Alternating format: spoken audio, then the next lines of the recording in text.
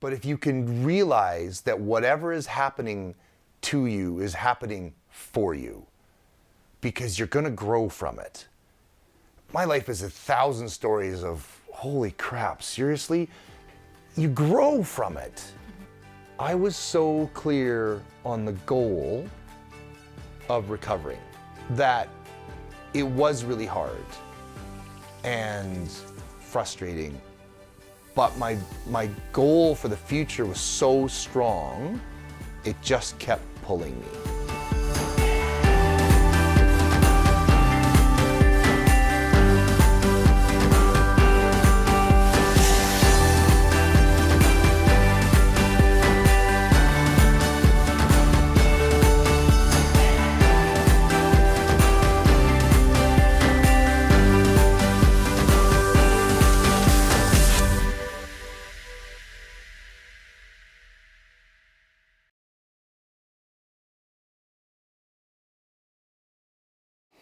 Today we have a special guest in studio.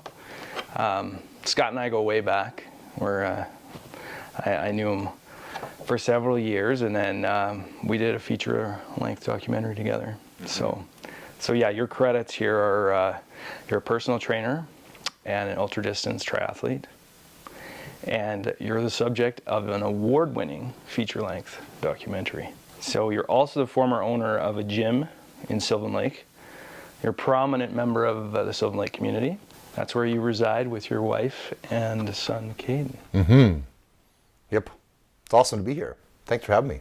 Yeah, you bet. Thanks for coming. We're excited to hear what you have to say. So your gym closed. Tell us a little bit about that, the challenge. Yeah, we ran the gym for 18 years, 15,000 square foot gym, 27 staff and 1,000 members. It was kind of a big deal. It was a big part of Sylvan Lake, big part of the community. And March 17th, during that 4-letter swear word, the government shut everything down and said we weren't allowed to do anything anymore. And at first we were going to fight. At first we were going to, in the sense that we were going to do at-home workouts, we were going to do at-home challenges, and I was going to be at the gym every day filming classes, and we were going to do all kinds of stuff like that. At first we were just going to really fight. And for like 2 days, that was kind of what we were going to do. I had to let all the staff go and cancel all the memberships, and everything stopped. And then I just got an overwhelming feeling, I say came right through from God, and just said, hey, just stop it. It's over, let it go. And I was like, whoa, really? I've been doing this for 18 years. This is how I define myself. I work 80 hours a week. This is my second home. But the feeling was so crystal clear that it was over. And I thought, okay, I need to be able to explain this rationally. So I took an Excel spreadsheet and I wrote down all the costs and how much a 15,000 square foot building costs empty with no income, even with any things that the banks or whatever were doing. And it was a train wreck. And so I just realized it was over. And so I changed gears. I told my staff on Saturday. We told the world on Saturday afternoon, and we sold off all our equipment. And within a month and a half, the building was empty, and we started looking for somebody to rent it out. And we actually found a church, ironically, that moved in, and they are now renting the space. So that took a while to get that to happen. So they started in October, and it's been amazing. It was truly the biggest gift to be set free from running a huge business. Was it traumatic? Absolutely. Do I still miss the people? Yeah. But it's the biggest gift I've ever had. It's been amazing. So yeah, now I get to do what I love. Now I get to coach people, and I get to work with people. I've renovated 2 bays of the garage at our house into a little gym, and I train with some people one-on-one, and I do lots of online stuff on coaching, on nutrition. So I get to do all the stuff I love without all the stuff I didn't love. Like, owning a business is owning a business. It doesn't matter if it's a pizza joint or a gym. You're dealing with staff, you're dealing with broken equipment, you're dealing with angry members, happy members, sales, marketing, taxes, bills, building maintenance. You're dealing with a whole myriad of stuff that has nothing to do with your passion. And now everything I do has to do with my passion. So, like, I still have marketing and stuff, but it's different. Yeah. I love that, like, you're like you were just willing to go with that voice, and because that's bold. That's like, I mean, that's a step into the unknown, and like, you know, that's a tough place to go, because you're like, now how do I, you know, venture off into this, because this is my feeling, and you're just kind of going off of a gut feeling, like, okay, and you know, it's like, okay, God, what next? So now what? Yeah. Like, okay, how am I gonna do this? But And you're right. It was, and don't get me wrong, when I made the decision, it was so clear. It was like sights and sounds and smells were different in an instant. I knew the decision was there. Like, there was no contemplation. It was just, this is now happening. And then I ugly bawled till 2 a.m. because I didn't like the decision, but I knew it was the right thing. So yeah, there was nothing about it was easy, but it was powerful. And I have to say, one of the reasons I was able to make the decision is because in 2015, I nearly died at the Ultraman World Championships. I cartwheeled down a highway at 70 kilometers an hour and broke my skull open and broke a bunch of bones and ribs and knees and things. And since then, I have a different appreciation of life, and I'm less willing to waste my time. I don't waste my time with crappy people or something that isn't serving me. Like, I let stuff go way faster. And I realized the gym was amazing, but it was over.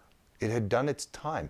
And there were, like, running that business was not all sunshine and roses. I mean, there was times when it was horrible. I remember one night calling my wife and saying, hey, we're not going to make payroll in 2 days. I need you to go to our advisor and cash in $10,000 of our RSP and pull it out and put it in the account so that I can pay my staff, because we've got nothing. I can't pay them. And payroll's Thursday and it's Tuesday. I hated that. That was horrible. And we've had to do that multiple times. That's not worth it. And so it was because of the crash and having that perspective of life is precious, I was done being a martyr. I was done suffering for other people. Like, it's like, I love to care about people, but not at the cost of my own everything. So Absolutely. yeah. That's amazing. Mm-hmm. It's a good mentality. I think that's what's gotten you through everything. Yeah. Now, you mentioned the crash. That was a huge rehabilitation. Do you want to talk about that? Yeah, the crash has lots of layers to it. And I mean, obviously we made that feature-length documentary, which won some awards, and we did a really great job of capturing a lot of pieces of it. When I was training and racing Ironman and then got into Ultraman, a 3-day triathlon, 2.5 times longer than Ironman, it was a really powerful thing, and there was a lot of neat stuff to it. But there was also the realization that in the beginning phases, like in 2011 when I got into Ultraman, I was trying to prove to myself and to the world and to my family that I was good enough. Because I still held an age-old bunch of junk from childhood that I was a loser and I wasn't good enough and nobody likes you and you're not worth anything and all that garbage. And I thought, well, if I do this crazy big race, then everybody will see that I'm good enough. Then I'll see, and then I'll feel good enough. And I started to realize eventually that feeling good enough isn't external. You need to just feel that. And I still work on that. But what was interesting from a psychological perspective in 2015 was that there's a part of my subconscious that was really committed to the reality that I'm a loser and nobody likes me and I'm unworthy of it and I'm terrible and I'm useless. That was my identity in my subconscious. And so when all of a sudden I'm at the World Championships and I'm 10th overall and I'm gaining on 9th and I'm thinking about who's 8th and I'm feeling strong, there's a part of your psychology that's really uncomfortable with success, and then it stops you. So why did I cartwheel down a highway? Well, there was some algae on the bridge deck. Well, okay, but like out of 40 athletes, nobody else spun out on that bridge. Why did I spin out of the bridge? And so that became a really big exploration of, well, what are you doing here? Like, what's your driving force? And so the near-death crash became a really big opportunity to really look at myself. Right. And to grow and realize that, well, I'm not such a bad guy. Like, I'm okay, and I don't need to prove it externally. I'm a good person. And that's taken a long time. I'm still not, like, people say, Scott, do you love yourself? I'm like, well, I think I'm okay. Like, I'm pretty good. Like, I'm okay. Like, well, and it varies day to day. And, I think as a parent, that's probably one of the biggest things that we've done well, is if you ask my son if he loves himself, he's like, well, obviously. I was like, okay, so we did that right. Like, What's not to love? I know, right? Yeah, so, because life beats you up and smacks you around and has you question things. Absolutely. I think lots of people struggle with that. Yeah.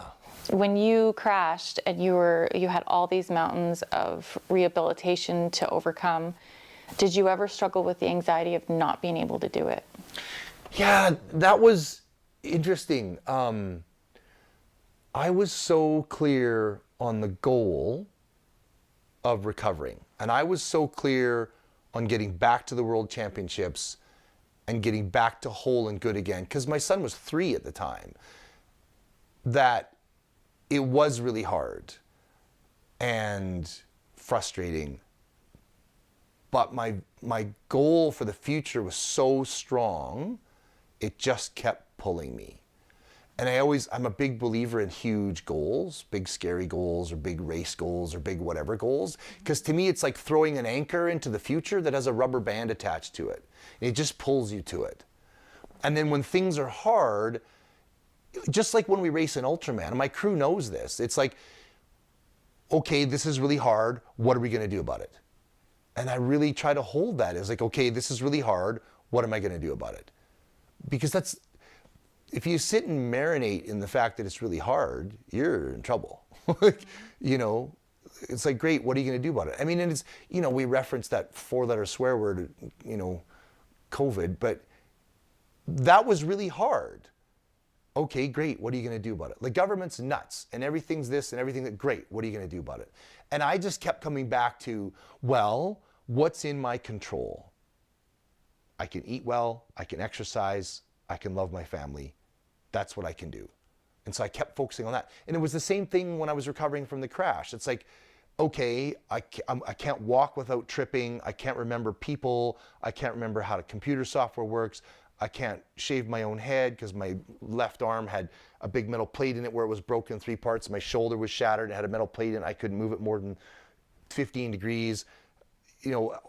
Great. What do I do about it? And I mean, I had at 3.5 years old, Caden put my socks on in the morning. And for a while, Hillary helped me shave my head. And it was like, great, what am I going to do about it? What can I do about it? And I just started to seek out what other help can I find. And I did hyperbaric oxygen treatments that helped my brain heal. And I found a scientific, not a doctor, but a guy that studied neurology. And so I did all the thing with the lighted pen and the charts on the wall there were different brain exams. And I relentlessly did stuff like that. I did physio. And so it just became about, okay, how do I get through this? Yeah. And instead of focusing on what's wrong and what's broken, that doesn't help, right? You get more of what you focus on. So I just kept focusing on getting to the goal and improving somehow. And sometimes it was micromillimeters per day. It's still progress. Yeah, I think that's, yeah. Forward is a pace. Right. Forward is a pace. That's, yeah. I think that's awesome, and I really believe that's why, like, your story was so inspiring. That's like, it was incredible making a movie about that, and there's so many layers that you describe there, and of course, like, the movie delves into a lot of that. But I love that we can take, those, like, the whole, like, fitness and apply that to life. Okay, how do I get through this? Or like getting, having a goal. And I think, just even in my own life, like, being able to do fitness, it challenges me. And then it just, okay, well, I did this. I ran a half marathon. Well, I can do this. It's like, I mean, yours is, you did a comeback. You came back from like rock bottom crashing. So that's inspiring. But I think like every one of us can take that to our own lives and say, okay, what can I do? Life's dealt me a bad hand right now, but like it's all in how we look at it. And I think I love that you say like what motivated you to get through it. Well, you described your family that they're in your heart. Like that's what moves you to get out of that hard place you're at, right? Yeah, and there's so many pieces to that, Drew. Like, life's dealt me a bad hand. Maybe, or maybe it's the best hand you've ever been dealt. It just doesn't look like the hand you thought you were going to get dealt. And that's hard to do when you're in the crap of it. But if you can realize that whatever is happening to you is happening for you, because you're going to grow from it. My life is 1,000 stories of holy crap, seriously? But you grow from it, right? And what you said too, like what I love about exercise is strength training or marathon training or whatever exercise, you're willingly going towards something that's going to be hard. That's going to be heavy. That run is going to be long. And you're going there willingly because that's a practice in getting stronger. That's a practice. And then life is just the same thing. And you look at my recovery and you think, okay, so you smashed your skull open and you had a brain injury and you broke your arm in 3 pieces, you broke your shoulder in 4 pieces, you broke your ribs, you broke your knee, all that stuff. And then once that was fixed, then you were good, right? No. No. We got the metal pieces put in, and then they were in for 7 months, and then they pulled the metal back out. So then, of course, rehab starts all over. And my shoulder, I had frozen shoulder. My arm could only move 15 degrees. So then the physio had to stretch it every day, which was unreal painful. And then, okay, so the shoulder's starting to work enough that I could swim. It was lopsided, but I could swim. Okay, so I'm training again. I start running again. Man, every time I start running past 16, 18 kilometers, my knee is screaming and it hurts and then I was goofing around playing a game and I got tackled and my knee went crack pop and made a huge noise and I just suddenly I'm sweating and I'm in shock and what's going on. And then they did an MRI and they're like, oh yeah, you actually tore your MCL and tore a big chunk of cartilage when you crashed, but we didn't notice it because that wasn't important. You had a hole in your skull. That was what we focused on. So we didn't notice that your knee was trashed. So you're gonna need surgery for that. Oh, here we go again, right? So then I had knee surgery. And of course, that's a whole multi-month waiting period to get in and blah, blah, blah. Anyway, I got my knee surgery. Okay, cool. And then a couple months later, then I was in my first Ironman back, right? It was an Ironman Coeur d'Alene, 2017. My knee was 6 weeks off of surgery and it was a challenging race, but I got a check mark and I got it done. Okay, so then it was smooth sailing to Ultraman, right? No. Then the next spring, I was in training camp in Arizona in February, and I still had the brain issues where it's like my brain and my body were just a little bit out of sync. My brain was a few microseconds behind, and I tripped running full speed down a mountain. Put my hands out to stop me, dislocated 6 fingers, gloved one right down to the ligaments and bones, flopped it over and folded it beside the other one, and sprained my other one. I had to have my fingers basically not quite reattached, but close. It had to be pulled back and put in and sewed all together. And now I can't move my hand so now I can't swim, I can't hold a bicycle. Are you kidding me? Right? So this was, so then there you go again. So, but that led me to finding a specialist in Germany who worked on brain health, and like the journey is never straightforward. Life is never straightforward. It's lumps and bumps and ups and downs. And the whole time, it's like allowing that moment of like, oh, come on. And then it's like, okay, what am I going to do about it? How do I get out of this? Where do I go from here? Great. My fingers are wrecked. Can you sew them back together? Awesome. When can I do therapy, right? And it's just that next step, that next step, that next step. And this was everything. But you never lost sight of the goal. No. Like that's what's cool about it, is like, you know, that drive like gets you over it, right? Like you know, how many of us are just like, oh, again, okay, I'm done. But I think it's so much more rewarding when you can just push through it and then make your goal. Because like, I mean, how amazing is that? Like when you look back at all of those struggles and trials, then you made it to the finish line. Yeah. I mean, yeah, that's like, there's still more after that, but then you made it to that finish line. I mean, that's amazing. Like that is like, it just makes it so much more incredible, right? Mm-hmm. And it's such a big thing for life. It's like, well, what's your goal? Because if you have a powerful goal, then everything is easier. Because it's like, do you want to do this? No, that takes me away from my goal. Do you want to do this? That takes me to my goal. Yes. It's just easier. But I run into so many people who don't have a goal. They're just kind of, I guess I'll have another day. And I'll have another day. And I'll have another day. Okay. Well, that's one way to do it. But in that scenario, to me, it's easier to get depressed and mopey. And, you know, it's interesting. I'm not immune to that. Like this summer, I did Ironman Mont Tremblant in Quebec. So trained for 10 months and did an Ironman, had my fastest Ironman in 13 years, felt phenomenal, was great. My family and I, we wrapped it around having an amazing family vacation. We drove across Canada. We had this great, wonderful time. And then I get home and now I don't have a goal. And I felt empty and hollow and, you know, I don't want to use the clinical term depressed, but it was a low point for a while. Right. And so then I signed up for the Halloween half marathon to have at least a little something as a goal. And it helped. But then I did that race and it was great. But now I don't have a race in mind. And for me, that's one of my primary goals is races. Like I have goals for my family to be healthy and happy and, you know, stuff like that. But I don't have a big pull. It's really hard.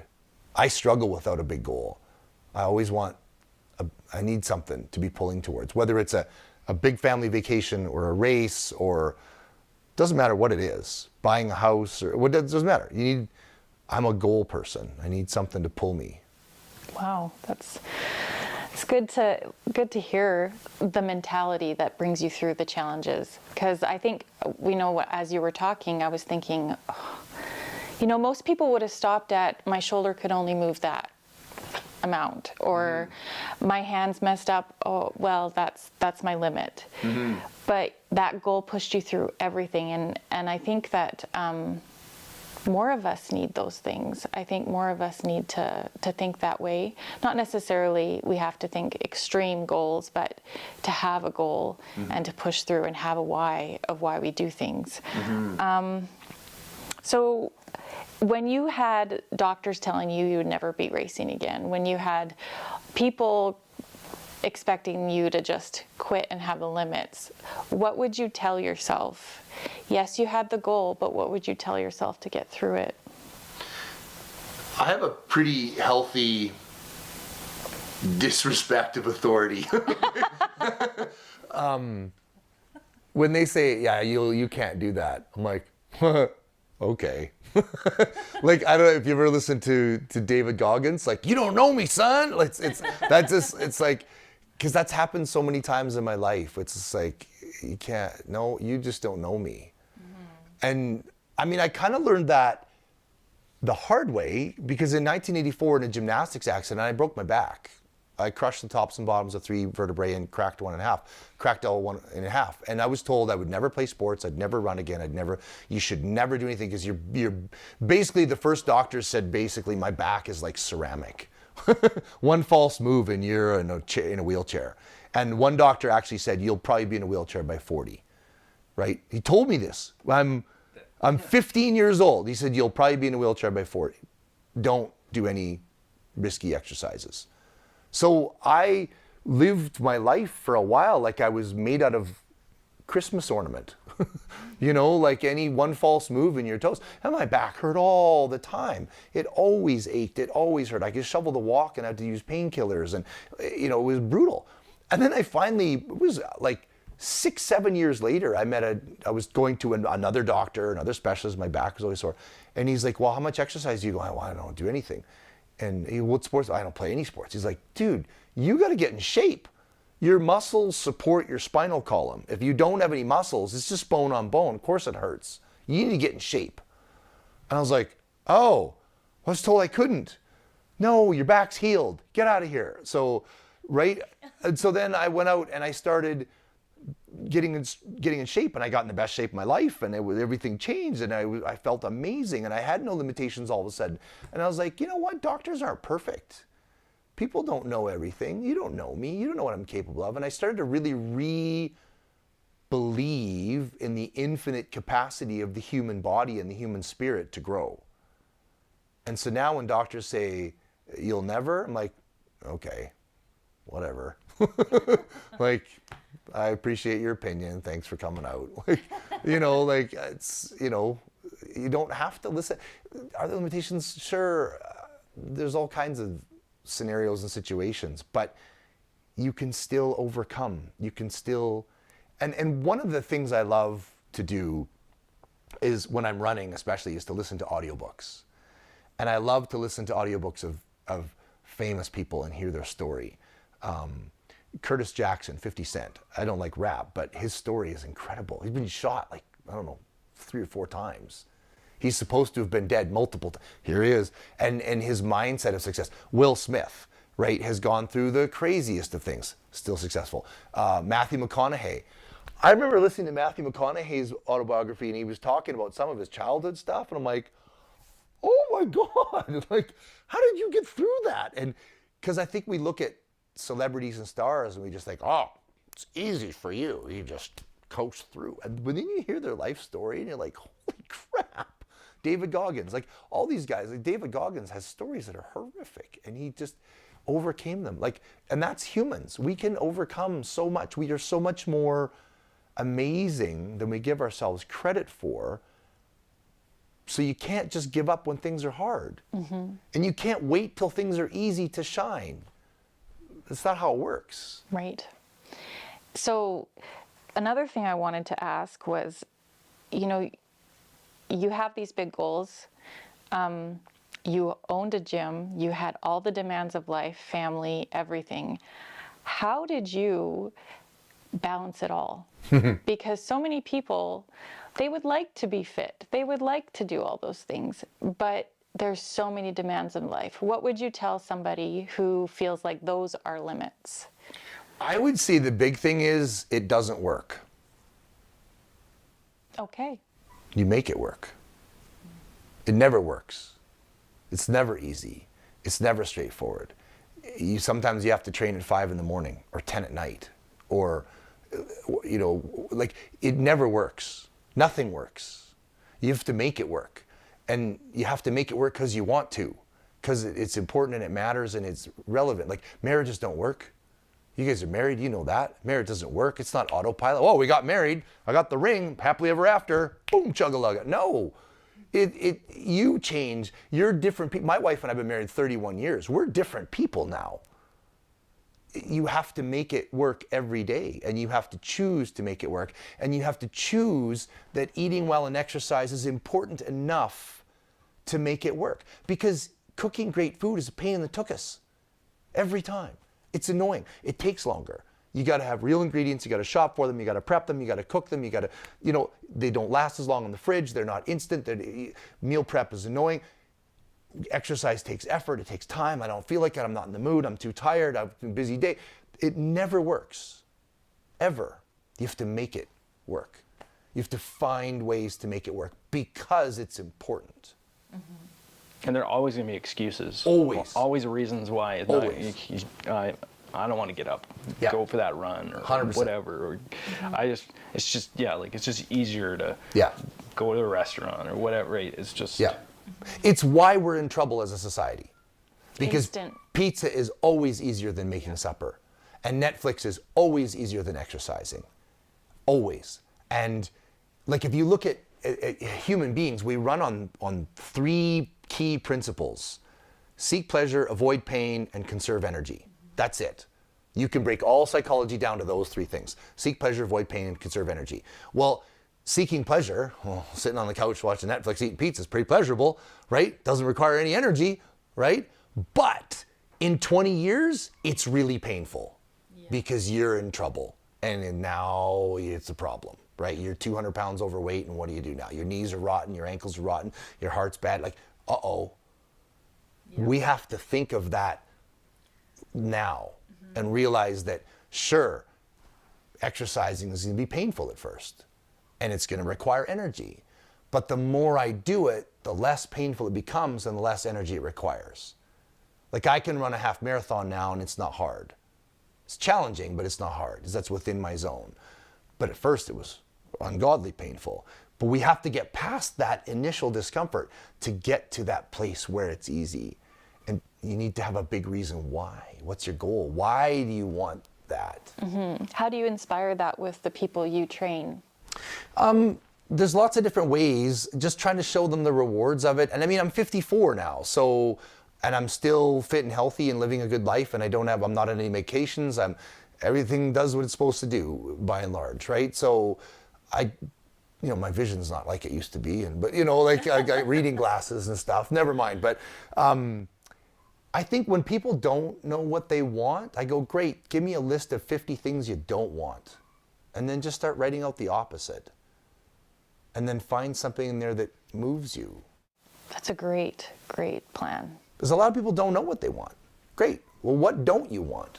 Right. I don't want to be really overweight and unhealthy. I don't want a sore back. I don't want to be weak. I don't want to have a bunch of pills and medications with side effects. I don't want to be broke. Okay, well, therefore, I want to be fit and healthy and able. Okay, well, what does that require?